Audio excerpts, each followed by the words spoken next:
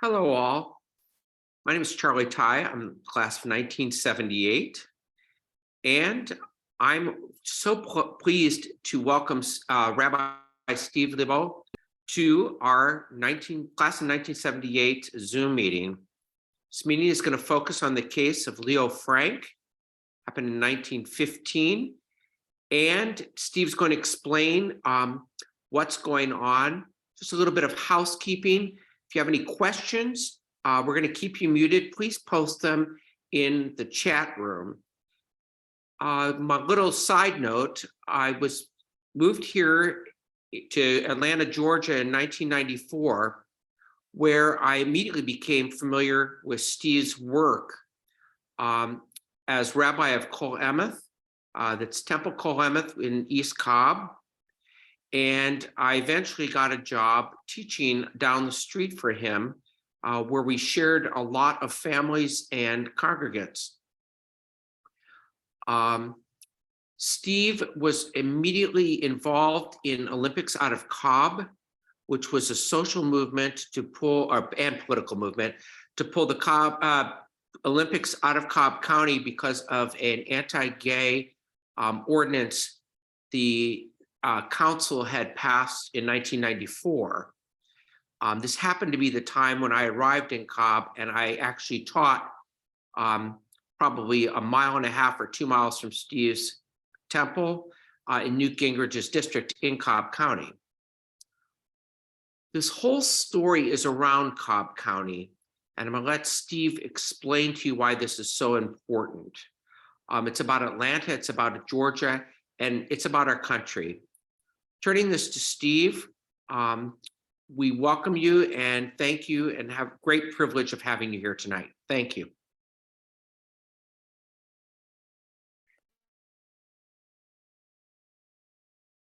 Steve, I think you're on mute. There we go. Can you hear me? Good. So for those who live in the North, like most of you, the Civil War was over in 1865. But for those of us who live here in the South, the Civil War is never really over, not really finished. The Ku Klux Klan had become senescent, and for all intents and purposes, it had dissolved by the late 1880s. But a bogus, trumped-up charge against an innocent Jew from New York in 1913 was all the impetus the South needed to reform the Ku Klux Klan. This newly reformed Klan burned their very first fiery cross across town at the Civil War memorial that's still there, called Stone Mountain. Now, by that time, the Klan was known as the Knights of Mary Phagan. Why did the Klan now attach its name and its fate to the tragic death of a little girl? That's how the story must begin. How it ends, we still don't know. It's an unfinished chapter of a very long narrative: the murder of Mary Phagan in 1913, and then the subsequent lynching of Leo Frank in 1915. It's a story of the grotesque on both sides and from any angle. And yet, nonetheless, it has a definitive beginning, and so begin I must. On April the 26th, 1913, little Mary Phagan went to her place of employment, the National Pencil Company. Phagan, a 13-year-old child, had gone to her employer in order to receive her weekly remuneration. It was a whopping $1.20. The young teenager had to work a full-time job for one reason and one reason alone. Her family was extremely poor. So poor, in fact, that her stepfather and mother had to send her to work in an urban factory in order to help pay their rent and to pay for their groceries. Now, how can you send a child to work a full-time job, you might reasonably ask? The historical answer is quite simple. There's no child labor laws in 1913. Those are not passed until the 30s. You could send a child of most any age to do backbreaking or tedious work all week long if the family's budget needed that supplement. In fact, now that I recall it, my own grandparents on both sides never graduated beyond the 8th grade. They were sent out to work full-time as soon as they were about 13. They never questioned it because that's what was done in those days. In any case, returning to Mary Phagan, on April the 26th, 1913, she went to that factory, and Leo Frank, the superintendent of the building, barely looked up. He gave her her pay, And then Mary Fagan left his office on the second floor. The little girl was never seen alive again. In the middle of the night, the janitor of the building named Newt Lee virtually tripped over her supine body. The little girl was dead, strangled, apparently. The Fulton County Police were called, and so they arrested 4 suspects almost immediately. Arthur Mullinax, a streetcar conductor, the previously mentioned Newt Lee, the night watchman, John Gant, the former bookkeeper of the factory, and Gordon Bailey, the elevator operator. They were all released from custody because they all had alibis of places they had been that night of Mary's death. A few days later, the police were alerted that Jim Conley, the factory janitor, was seen washing what appeared to be blood stains out of his shirt. Lacking any other suspects, these Keystone cops now arrested Conley. He had no alibi for the night of the crime, but nonetheless, they released him soon. So the long and the short of it is that the police arrested and released 5 different suspects, including the man whom we now know actually perpetuated the crime. In the testimony of the following trial, the prosecution ignored the fact that Conley had been seen the morning after the crime, washing the stains from his blood-drenched shirt. Subsequently, as you'll hear in just a few minutes, 2 notes were found next to the dead girl's body that were purported to have been written by her, but in fact, they must have been written by the actual killer himself. In any case, the following day, the Fulton County Police, desperate for a quick arrest and trial, hatched the theory that the killer must be Leo Frank, a Jewish Ivy League educated businessman from New York City. Now, Frank admitted that he'd seen the girl when she received her pay, but that he'd not seen her later. The police latched on to this small admission, and from it, they hatched the theory that Frank must be the murderer. Early that morning, the police came to Leo Frank's house and they asked him to identify the little girl back at the factory. The sudden appearance of the police at his door gave Frank an assortment of confusion and alarm. Even in his best times, Frank was what we would call an awkward person. We would say nowadays he lacked good social skills.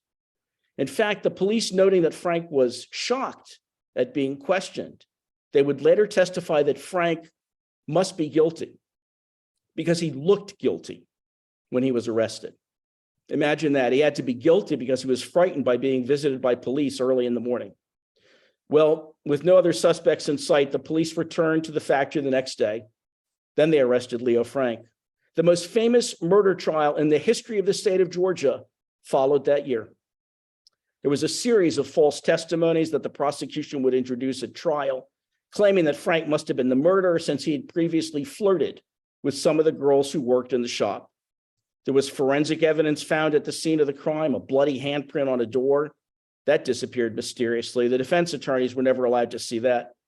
Fast forward 70 years after Leo Frank's conviction, an eyewitness came forward and testified that he had actually seen the real killer on the night that she was murdered, 70 years before.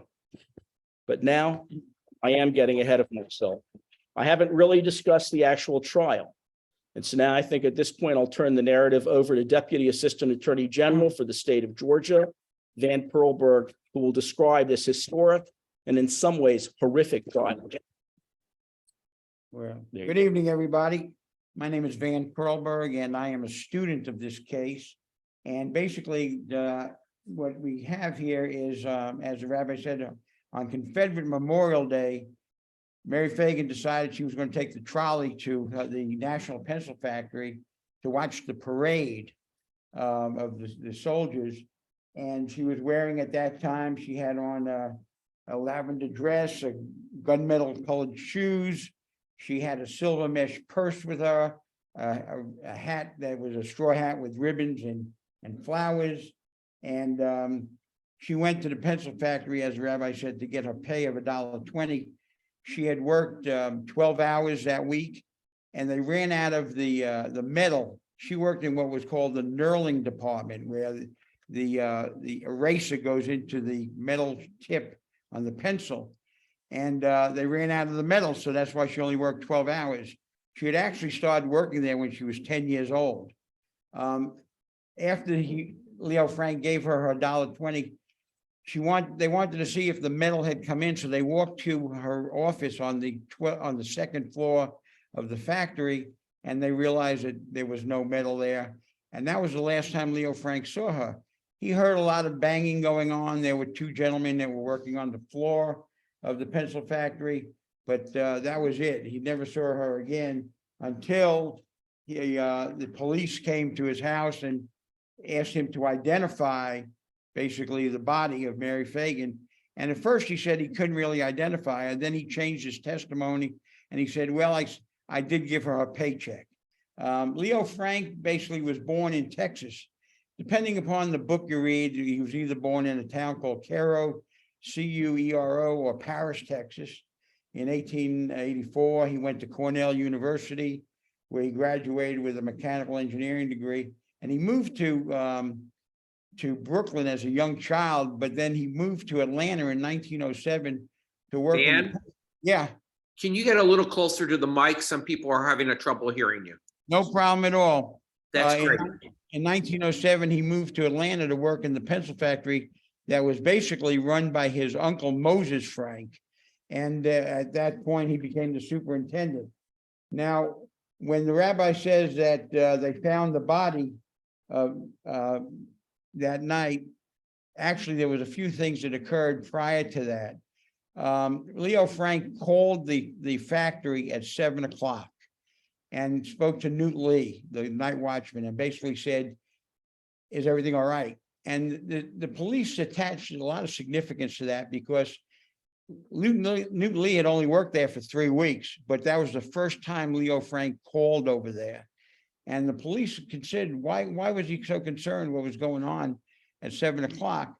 So they were concerned about that. And also they were concerned about the fact that Leo Frank had stayed there that afternoon instead of going to a baseball game with his brother-in-law.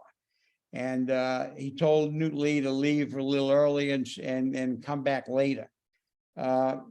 He also, when the police called him at 3 o'clock, rather that next day, Leo Frank said he thought he heard the phone ringing at 3 o'clock in the morning, but he thought he was just dreaming, when in fact the police were calling him to let him know what's going on. When they found the body of Mary Fagan, actually Newt Lee, who found the body, thought it was actually an African-American child because her face was covered with cinders. She had a rope around her neck. She had a gash on the side of her head. One book says she was missing a tooth. Her clothes were wet with urine and other substances on there. And there were some notes, as the rabbi said. One note said, he said he would love me laying down, play the night witch. Now, the night witch is very significant. You'll hear it about later on. And the second one said that basically that the Negro hired down here did this. And she was referring to either Newt Lee or there was a man by the name of William Knoll who was basically stoked the fire. So who was she referring to? We don't know. But those were the two notes that they found there. And as a result, they then decided, what are we going to do with this case? Now, there were a number of pre-trial statements made. This is the days before judges would sign what they called the gag order. And there were some of the statements, the pre-trial statements made were very damaging to Leo Frank. Example, one of the detectives, a detective Black from the Atlanta Police Department, said, the murder of Mary Fagan must be paid for in blood, and a Negro's blood would not suffice. There was another statement by another detective from the Pinkerton Detective Agency that said, unless a Jew is convicted, the Pinkerton Agency will have to leave Atlanta. And then more importantly, Mary Fagan's pastor, whose name was, that was a good question. His name was Luther Brecker. He said, my feelings upon the arrest of the old Negro watchman were to the effect that this old Negro would be a poor atonement for the life of this innocent girl. But when police arrested a Jew, and a Yankee Jew at that, all of these inborn prejudices against the Jew rose up in a feeling of satisfaction that he would be a victim worthy to pay for the crime. Now, those are just some of those are some of the official statements. Now, there were other statements made again prior. This is even before the trial. You had statements by a man by the name of Robert House. Robert House was a Druid Hills Housing Authority cop. And he came out and said that he knew Leo Frank. He had arrested Leo Frank a year earlier with a young child. And that made the papers. And then later on, he said he was mistaken and it really wasn't Leo Frank. Nina Formby ran a boarding house, and she claimed that Leo Frank had called her that Saturday morning and wanted to reserve a room for him and a young woman. Later on, she said that the cops had plied her with alcohol and threatened that if she didn't say that, they would pull her license to have a boarding house. Then there was Manola McKnight. Manola McKnight was the housekeeper cook for the Selig family. Leo Frank had married Lucille Selig, who the Selig family is a very prominent family, still is in the Atlanta area. And Manola McKnight was arrested. And she said that she had heard Mrs. Frank, Leo's wife, say to her mother, Mrs. Selig, that Leo was drunk the night before, didn't know what he was doing, was very confused and didn't understand why and wanted to shoot himself because he had committed a terrible crime. After they released her from custody, she said that never happened, that she recanted everything she had to say. The newspaper also ran a story that Dewey Ewell was going to testify. Dewey Ewell was a young woman who worked at the factory and was presently at the Home for Good Shepherd in Ohio because she was pregnant. And they ran the story that she was going to come back and testify. And then, of course, you had Luther Bricker, who made his statements. There was also a reward at that time, depending upon the book you read, of either $4,300 or $3,400. So those were some of the pretrial statements that were made. Now, there were other statements made by Jim Conley. Jim Conley was the porter or the whatever you call it. His office was in the basement of the National Pencil Factory. And the first time the police spoke to him, he said he wasn't there, he was drunk, and he didn't know what was going on. He didn't know anything about it. The second time they spoke to him, he said, yes, I was there. I was drunk. And Leo Frank wrote the notes on that Friday before the killing on Saturday. The third time they spoke to him, he said, I was there and I helped Leo Frank take the body of Mary Fagan down to the basement in the elevator. He also made statements that Leo Frank said things such as, why should I hang? I have wealthy people in Brooklyn. He claimed that Leo Frank said that I wanted to be with the young girl. She refused me, so I struck her. That Leo Frank also said that he wasn't built like other men, and other statements to that effect. And as a result of all of these statements, like the rabbi said, Leo Frank was arrested. And the case went to trial. There were witnesses for the state that testified that Leo Frank said he was in the office from 12:05 to 12:15. A young lady by the name of Montine Stover said she went up there and she didn't see Leo Frank there. There was testimony by other witnesses that they put up a man by the name of C. Brutus Dalton, that he testified that he would go to the basement of the National Pencil Factory and have sexual liaisons with women, while Leo Frank did the same thing. After he testified, and they put up 14 people to say that he was a person of integrity and truthfulness. After he testified, he said that everything he said was false, that it never happened. He didn't even know who Leo Frank was, but he didn't know who Jim Conley was because he would give Jim Conley money to use the basement of the pencil factory. For Leo Frank, he had 169 witnesses testified for him. Most of them were Jewish people from New York and Brooklyn. and a lot of them were the workers, the young ladies who worked in the factory, and most of which praised Leo Frank. It was only a few of them would say things such as, "He winked at me." He would look at me. One of them said he called me by my first name. Now remember, this is 1913, and like the rabbi said, the Civil War had only ended years earlier, but this was frowned upon, especially concerning these were young women working in the pencil factory. Now the trial went on, of course, and what happened was he was found guilty, of course. The jury was out very short period of time. And actually the jury, there was a man by the name of Sam Eplin, who was a young man at the time of the trial. And he testified later on and made a statement in a book that when the jury would walk from the courthouse to the hotel, the crowd would yell, "Either you hang the Jew or we hang you." And he said he was afraid to walk the streets at night.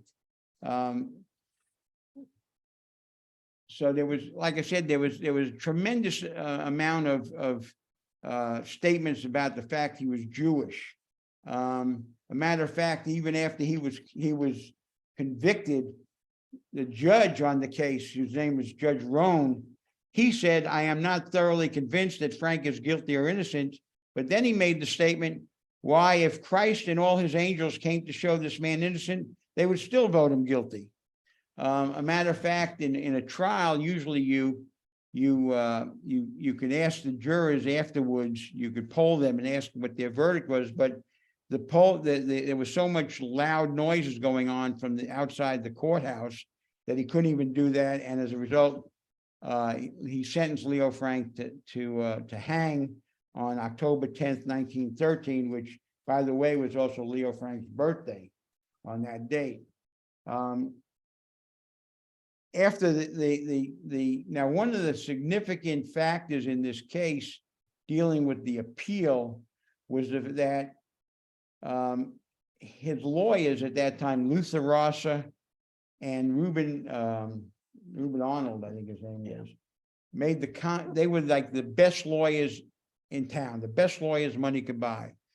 And what happened was the judge in that case had them come to his office, and he basically said that he wouldn't have he didn't want Leo Frank to be in the courtroom when the jury came in with a verdict, because he was afraid that if it was a not guilty verdict, they would storm the courthouse and kill him.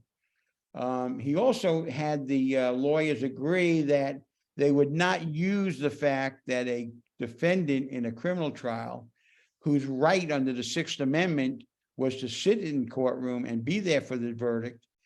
The lawyers agreed that they would not make that as an issue in the appeal. And as a result, when the case went up on a motion for new trial, there was no mention in there that he had not been in the courtroom. And even though it was a 115-page motion, there was never a word about it. And that's why what happened was basically the court, it went up to the court 13 times. It went up on appeal. And each and every time it was denied. And basically what the court said was the motion for new trial was a state issue, and it wasn't done by the lawyers. And as a matter of fact, one newspaper called the Muskogee Democrat made the comment that they didn't know whether or not Leo Frank was innocent or guilty, but they definitely knew that there were technical mistakes made by the lawyer for Leo Frank. Now, what happened was, so after the case went up a number of times and was denied, the question came down to, are they going to lynch Leo Frank as ordered by the court? And what happened was, it was determined that he was better off, that the lawyers were better off, the new lawyers rather came into the case, were better off going to the governor, Governor Slayton at that time, and asking him to commute the sentence. Governor Slayton did that. He did commute the sentence, and in 1915, Leo Frank was taken from the jail in Atlanta to Milledgeville, Georgia, down to the prison system down there. Now, let me just go back a minute. A lot of the case also hinged on the trial testimony. Hugh Dorsey was the prosecutor. And between 1909 and 1913, 17 African-American women were slaughtered. And what happened was they arrested two men. They arrested a guy by the name of Lawton Brown and a man by the name of Henry Huff. Lawton Brown confessed that he did the killing of these women. Hugh Dorsey tried the case against Henry Huff and he lost. They found him not guilty. He tried the case against Lawton Brown, who admitted to killing these women and confessing twice, and the jury still found him not guilty. So they felt that Hugh Dorsey had to prove himself. And two of the things that stand out most to me is during the trial of Leo Frank, they exhumed the body of Mary Fagan because a man by the name of Barrett said he found hair on the lathe on the second floor where she worked. So they exhumed the body to check the hair, and the hair didn't match.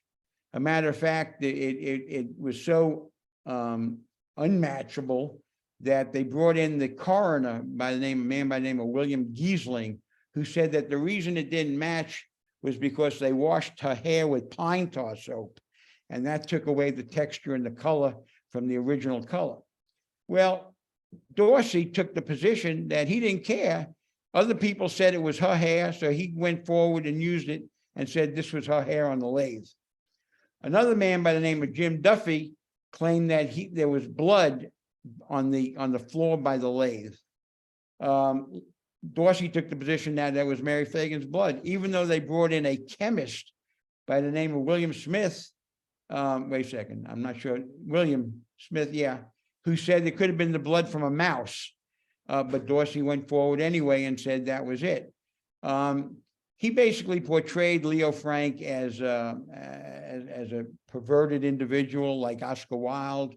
Anyway, as a result, the jury convicted him, like I said, and the governor commuted the sentence, even though there was a man by the name of Tom Watson. Tom Watson was a congressman.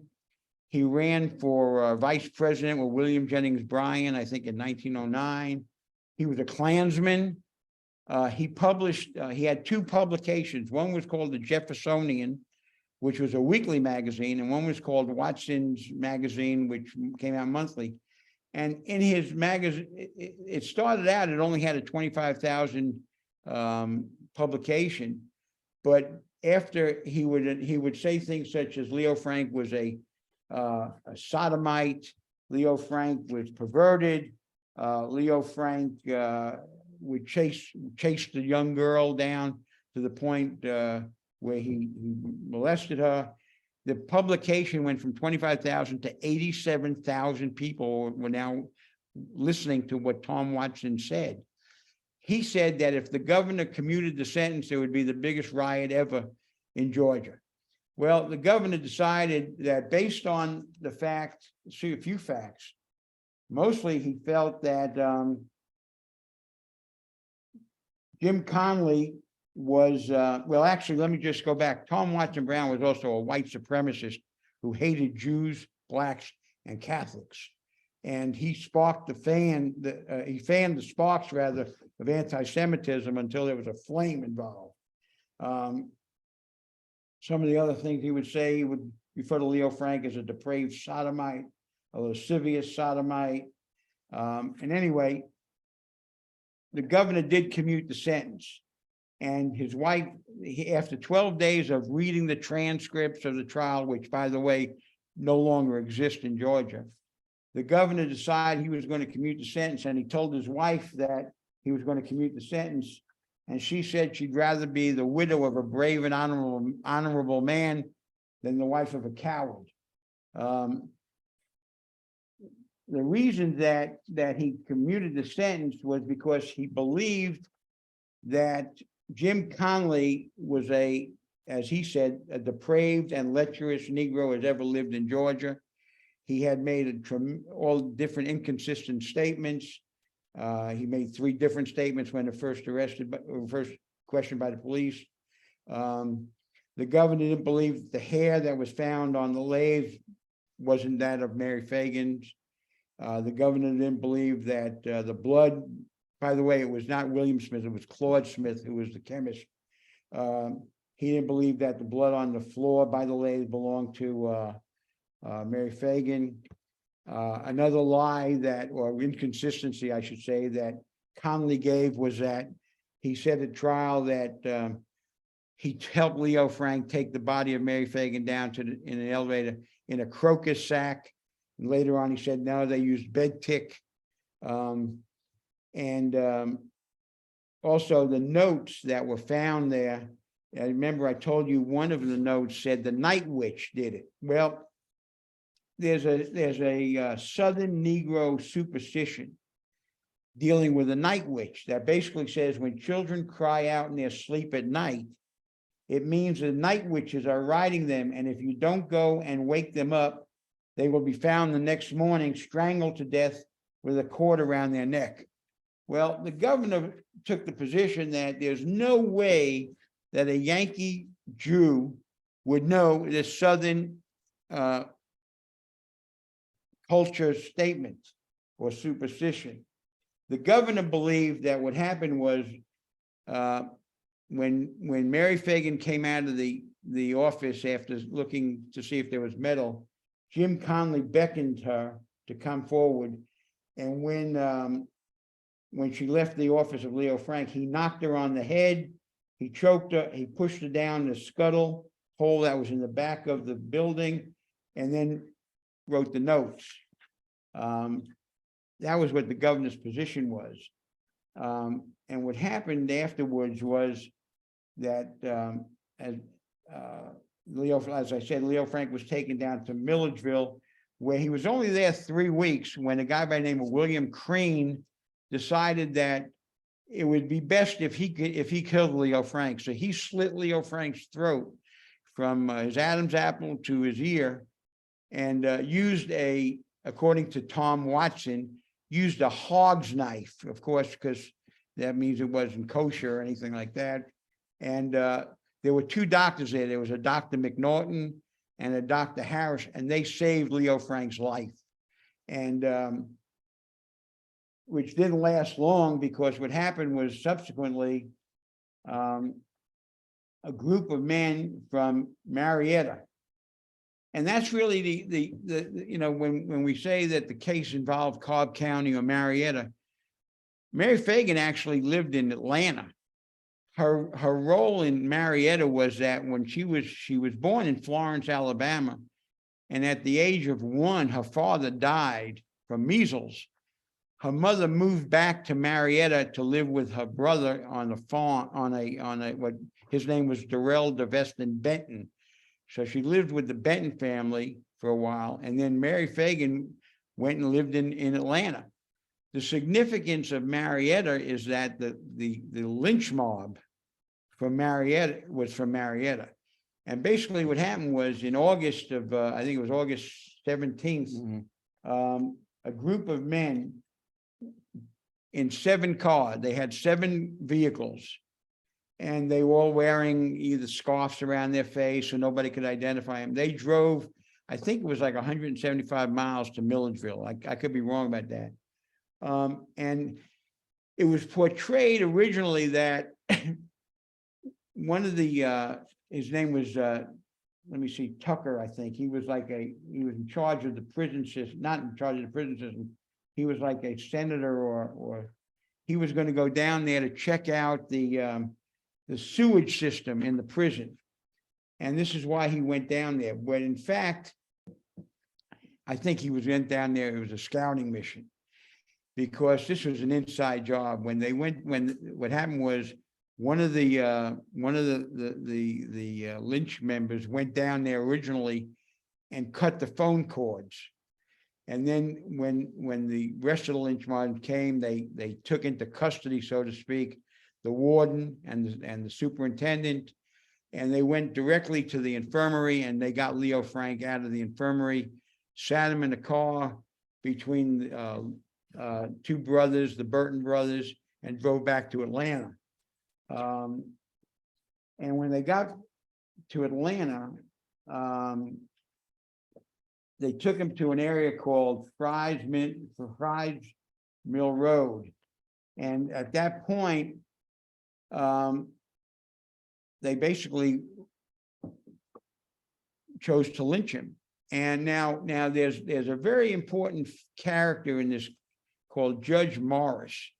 His name was Newton Augustus Morris. And in all the books up until Steve Oney wrote a book in 2003 called The Dead Shall Rise, I really always believed that Judge Morris really was a great person, because the stories was that basically they lynched Leo Frank and then went and got Judge Morris, and Judge Morris said, let's cut the body down and send him back to his mother in Brooklyn.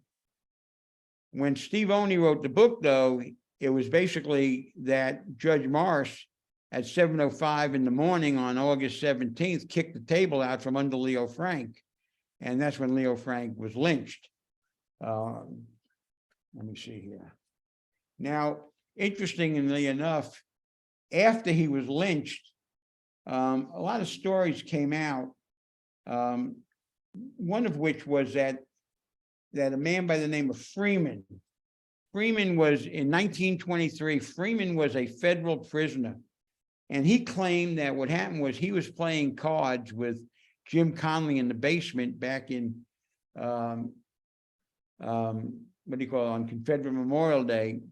And that Jim Conley, he saw Jim Conley basically go to where Mary Fagan was, and that he left. And that later that night, Jim Conley came to his house and said he needed to borrow $1.80. Jim Conley already had $1.20, which just happened to be the amount of money that Mary Fagan was paid. But he needed $3 total, so he needed $1.80.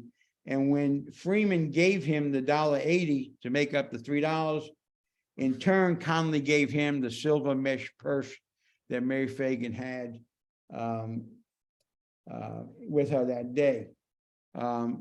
Jim Conley also said that Leo Frank had put the purse in a safe in his office, which never happened. He also said that Leo Frank paid him $2.50 and gave him cigarettes after he wrote the notes. Again, there was never any corroboration or any of that. Now, it depends on the book you read. Freeman is mentioned in a book by the name of the Leo Frank case by Leonard Dinnerstein. In the book The Dead Shall Rise by Steve Oney, they talk about William Green, who was a carnival worker. And I had the privilege of actually meeting Steve Oney. I asked him if William Green and Freeman were one and the same, and he didn't have an answer for that. Got 2 more minutes. Okay, got 2 more minutes. Okay. Let's see here. They had a coroner's inquest after the lynching of Leo Frank, and it was determined within 3 minutes that they couldn't identify anybody who was the lynch mob. And what the governor did at that point was he appointed Herbert Clay, who was a solicitor general and in charge of the mob, to investigate the case. And then in 1982, 83-year-old Alonzo Mann came forward and said that he saw Jim Conley take the body to the basement. As a result, the parole board, they determined, they didn't find Leo Frank not guilty. They just said that basically because the state didn't keep him alive and preserve his appeal, that therefore they granted a pardon. But it wasn't a pardon as to where he was not guilty at all. One other thing that I wanted to mention, and was about his wife, Lucille. Lucille always kept the name Mrs. Leo Frank.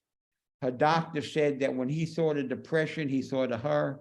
that Leo Frank may have been lynched, but she's the one who served the life sentence.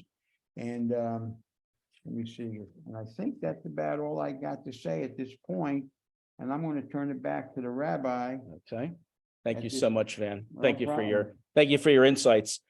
So as was just mentioned, this was extremely dramatic. What happens in 1982 is that Alonzo Mann, who had worked in the pencil factory as a young boy, was older, felt that death's hot breath was on his neck. He came forward and confessed that he had seen the real murderer that day in 1913. He publicly acknowledged that he'd seen Jim Conley, and only Jim Conley, with the lifeless body of the little girl. In spite of this new evidence, as Van just mentioned, the Georgia Board of Pardons and Paroles refused to exonerate Frank in 1982. In 1984, 2 years later, the late Dale Schwartz, a courageous lawyer here in Atlanta, was able to secure what is called a provisional pardon for Frank, which only meant that the state took responsibility for not securing Leo Frank's right for a new trial. Even then, until now, the state of Georgia has refused to set the matter straight and refused to exonerate Leo Frank. To this day, the state of Georgia refuses to set that verdict aside. I'll tell you a little bit about my experience, then we'll take some time. I think we had some time for questions. In 1995, a man who was a Marietta native took me to the spot where Frank was lynched. "This is where the lynching occurred," said the man. "Don't let your people forget the evil that my people did that day." And so, having finally identified the Frank lynching spot, I held the first ever Yizkor, a memorial service for Leo Frank, ever held. That year, I placed a plaque on the building closest to the lynching site, which simply read, "Leo Frank, falsely charged, wrongly tried, wantonly murdered." I bring the Leo Frank matter to your attention tonight because it's still relevant today. And I have some closing remarks, but let's take some time now for observations, questions, whatever it may, either of, you want to say something? Yeah, Sure. let me just add one other thing that was very, very important to the governor's decision to commute the sentence. On the morning of April 26th, Jim Conley said he defecated in the elevator shaft. And when the police got there, the feces was still in a formed condition. So when they looked at the elevator, that he said he took the body down to the basement with Leo Frank, if the elevator, when it went down, it would be flush with the floor. And therefore, how could the feces still be formed if the elevator went down and was flush to the floor? So as a result, that was also very significant to the governor, that there was no way that happened, and that Leo Frank had nothing to do with taking the body to the floor of the elevator to the floor down there. That's all I wanted to say. Thank you, Rabbi. Thank you so much. One of the things, and then I do want to take time for questions, what's not really been realized until recently, one of the reasons that we know that Jim Conley was in fact the murderer, in addition to this eyewitness testimony by Alonzo Mann, is that Jim Conley's own lawyer, a man named William Smith, came forward and basically abrogating the entire relationship between the client and the lawyer, and said it was my guy who did it. He admitted that it was his client who had committed the murder. And we think that that's one of the reasons why that the governor decided to commute the sentence, was he became aware that that Jim Conley's own lawyer had indicated that his client was the murderer. So let's take time. We'll let people unmute and ask questions of either Van or me, any observations. And then, as I said, I have some closing remarks at the very end, but let's take time now. We've got at least about 14, 15 minutes for comments. Anybody? I guess I'm an administrator, but if you raise your hand, I think you can unmute yourself, actually. Anybody out there? Well, there are questions in the chat. Okay. Let's see if I can access the chat.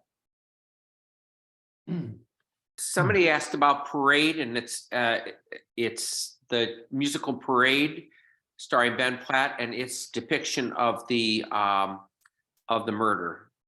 Yes. And so I had said to Charlie before the phone call tonight that there probably are more books, essays, plays, novels, and even a musical based on the life and death of Leo Frank. The most famous one, which is from the late 1980s, is Parade. It has made a comeback. It's now come back on Broadway. And I will tell you, this is sort of a little sidebar, but Leo Frank has become the boogeyman for the far right and white nationalists. And they actually picketed the play Parade on Broadway recently because they want to convince the public that Frank was a crazed, this is what they say, Frank was a crazed sex killer, and hence the Jews must be also. So that's what's going on with the play recently. Let's see what else. Just a nice comment. Can anybody, let's see who else can see the messages. What else? What happened to the transcripts from the trial? I have no idea. I've tried to find them. They apparently disappeared. Where they are, no one knows. I was fortunate to have received basically the court reporter's notes. They're from the trial, but that's probably the best evidence of the trial at this point. And Steve, would you address the Jews in Atlanta, the Jewish response to the trial, and also the current Jewish response to the Leo Frank story in Atlanta specifically? So there were a few thousand Jews who lived in Atlanta in 1913 to 1915. I will tell you from having talked to family members of family members that the Jewish community in Atlanta was traumatized by the Leo Frank case. In fact, there were flyers here in Marietta itself that said the Jews better leave town or they would meet the same fate as Leo Frank. What happened at that point, because of the lynching, is that many dozens of Jews that sent their families out of Atlanta. The women and the children were sent out. The men remained behind because they had professions or jobs or whatever it might be. But for generations, in fact, I think until this day, there's a traumatic effect of the Leo Frank case, to the extent that not only did the white nationalists don't want us to discuss the fact that Leo Frank was in fact innocent, but there are people in the Atlanta Jewish community that are not comfortable with it being discussed because of the fact of how traumatic it was to their families. They don't want it brought up. They really don't want it considered. And even though you would say, well, that makes no sense, that's why I look at it as some sort of trauma. What was the other question, Charlie? I don't think I hit all your points. What about the current discussion of Leo Frank in the Jewish community in Atlanta? So I have been working, and I asked the past governor of the state of Georgia, Roy Barnes, to look into providing some sort of exoneration for Leo Frank. We've been working on it as a special motion that would come before the court, but it would have to come before the court in Fulton County, which is where he was tried. And if you follow the news, then you know that the district attorney of Fulton County, Fannie Willis, is involved in another prosecution that's very important to her. And therefore, the Leo Frank case has been sort of put on the back burner. So we are still working, still doing what we can to see that the name of an innocent man is cleared. I see there's a fellow named Kurt Kinski who raised his hand. So can we let Kurt Kinski in? Let me see if I can do that. Ask to unmute. Can I do that? I think I may have unmuted myself. Oh, good. Okay, go ahead, Kurt. So I'm just curious to know, and you may have just answered the question, why the state of Georgia is reluctant. I understand Fulton County, yes, the other prosecution is absorbing all their resources, but in the face of what appears to be overwhelming evidence, and in a world where doing the right thing has always been the right thing to do, but it's rarely been done. But maybe these days there's more movement behind righting wrongs. When you or others from 1980, essentially over the last 50 years or 40 years, have approached the state of Georgia to say how monstrous this was and really how easy it ought to be to just absolve him and pardon him or declare him innocent, why aren't they doing that? Well, Good, there's opposition to this. Mary Fagan, great aunt, lives here. Her name is Mary Fagan Keene, and she has written a book called Little Mary Fagan. And the family her family, they're very vocal about the fact that they believe Leo Frank was guilty. And I could tell you that at various lectures that I've given, that Governor Barnes has given, that the rabbi has been there, that Mary Fagan Keene is usually present and is very vocal that not only that Leo Frank is guilty, but that he raped her, even though he was never charged with the rape of Mary Fagan. They're firmly convinced of that. So it wouldn't be just going to and saying, hey, the guy's innocent, let's do the right thing. There'd be a lot of opposition to it. Yeah, I hesitate to be too simplistic and to put too fine a point on it, but I think that there is still some anti-Semitism there.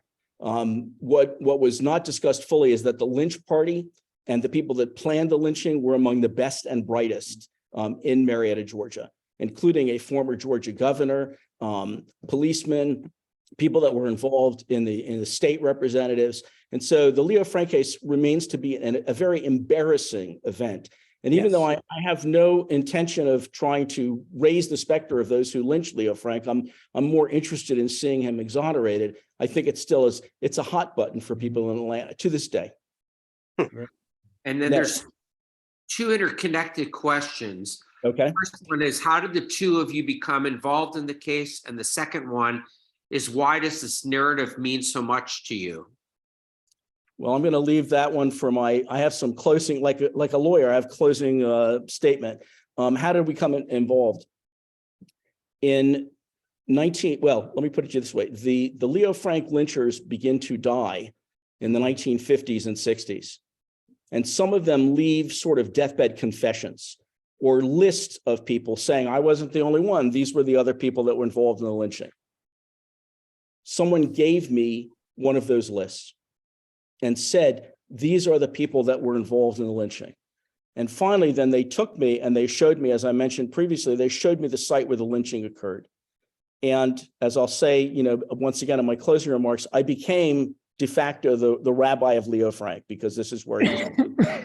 So that was what drew my attention. I'll let Van finish, and then I've got a couple closing remarks too. My involvement in the case began sometime in the 1980s. The associate editor of the Marietta Daily Journal, his name was Bill Kinney. Bill Kinney was knowledgeable, probably the most knowledgeable person about the Leo Frank case that existed.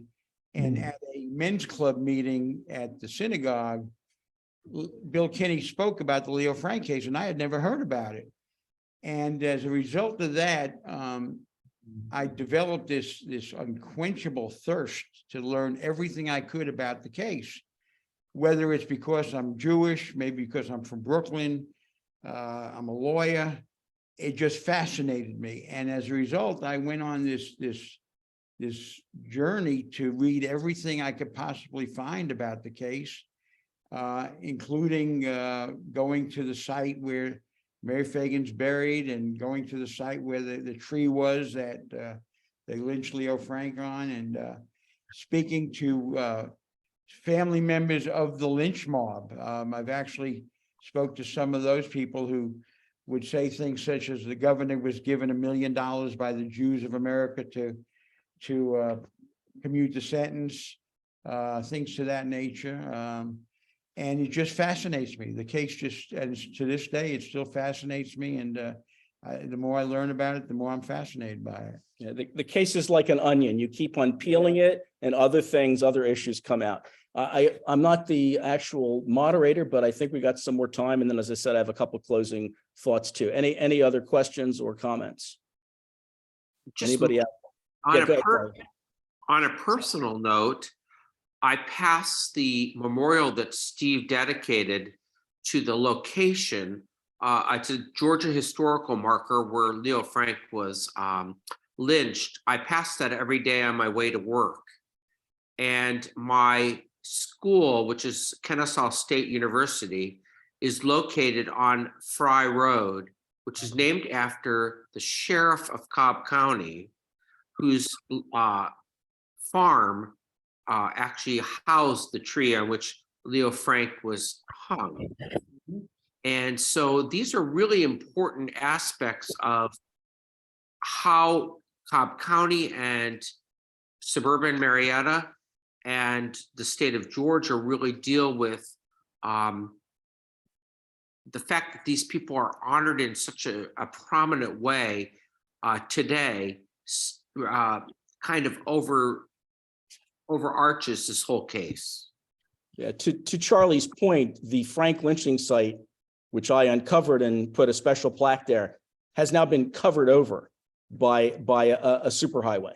It's almost symbolic of the way that people don't want to deal with it or think about it. So the site has been virtually erased.